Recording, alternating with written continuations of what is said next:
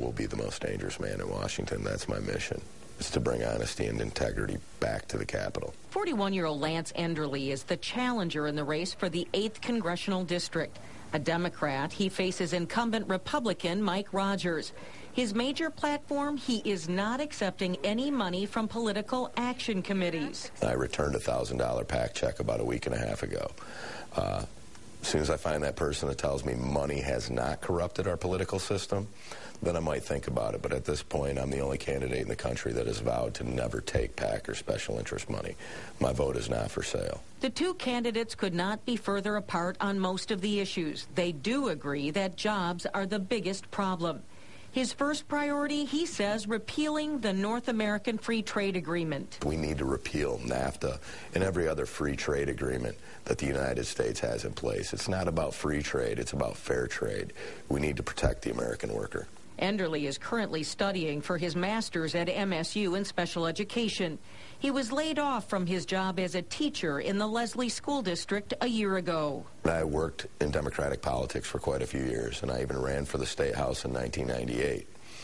Got a little experience in corporate America working in the telecommunications industry, and I'm also a public school teacher, certified in the state of Michigan. Those are three wide areas of background. Also have a little experience working on the family farm.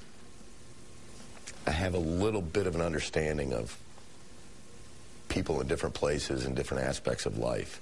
I think that's something that I bring to the table that I know Mike Rogers doesn't bring to the table. Enderle was chosen by the state Democrats to challenge Rogers after the primary winner was forced to withdraw. He says he's backed by the UAW and the AFL-CIO, and he wants to recruit companies to come back to Michigan. I'm going to lobby companies to come back to Michigan, try to create tax incentives for small businesses to develop in Michigan, try to come up with incentives to get people to come here and expand on technology and development. That's where it's going to be. We've got to get back to building things in Michigan. People forget we were the arsenal of democracy. We are what this state is what built this country. Automotive, technology, whatever. We were the forefront of industry. We've got to get back there in this state, and it can happen, but it's going to take some work from our federal government and our states to get together.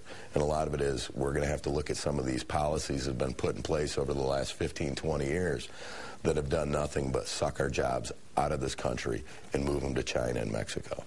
Some in political circles have suggested that Michigan needs to consider becoming a right-to-work state. Enderle says that would be the worst thing that could ever happen. The wages aren't high here. Wages are out of line in other states. I can't justify certain states paying federal minimum wage to a job that should be paying at least $20 an hour. That doesn't make sense. It's exploiting the citizens of this country and this state when we don't pay fair wages. It's modern-day slavery. Enderle says the president's controversial health care program doesn't go far enough. I would vote to increase it. We need to get to a public option. What we have right now is, like I said, it's a foot in the door, but it's not what I voted for.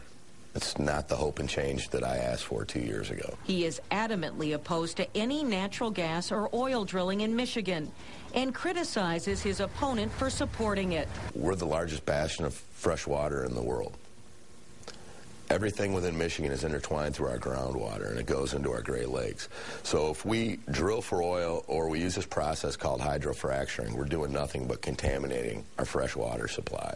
When I asked about the potential backlash against the president that some see sweeping the country, Enderle says it shouldn't affect his race in the 8th District. I'm not an establishment Democrat.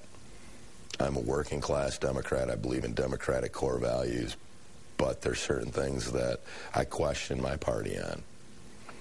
But the main thing coming back is, regardless of my political views, I think the fact that I'm not taking PAC or special interest money resonates, because regardless of your political views, whether you're conservative or liberal, I believe people understand that by not taking that money, they know that my vote's always going to come with a good, clean conscience. I'm Mary Conway, Channel 7 Action News.